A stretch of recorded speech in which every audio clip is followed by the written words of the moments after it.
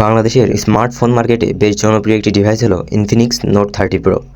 বাজেটের মধ্যে premium design, শক্তিশালী পারফরমেন্স এবং বড় ব্যাটারির জন্য এই ফোনটি অনেকের কাছেই আকর্ষণীয় হয়ে উঠেছে। প্রথমে যদি ডিজাইনের কথা বলি, ইনফিনিক্স নোট 30 প্রো ফোনটির ব্যাক ডিজাইন বেশ প্রিমিয়াম এবং স্টাইলিশ। বড় ক্যামেরা মডিউল এবং সুন্দর ফিনিশিং ফোনটিকে আলাদা একটি আকর্ষণীয় লুক দিয়েছে।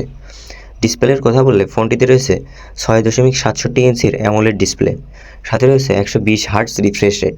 ফলে ভিডিও দেখা, সোশ্যাল মিডিয়া ব্যবহার বা গেমিং করার সময় পাওয়া যাবে স্মুথ এবং দারুণ ভিজুয়াল এক্সপিরিয়েন্স।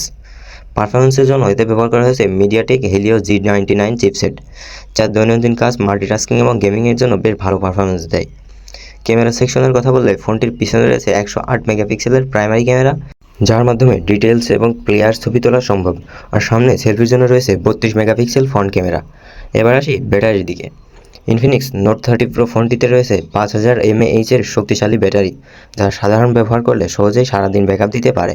চার্জিংয়ের জন্য এতে রয়েছে 68 ওয়াট ফাস্ট চার্জিং সাপোর্ট, যার ফলে খুব দ্রুত ফোনটি চার্জ হয়ে যায়।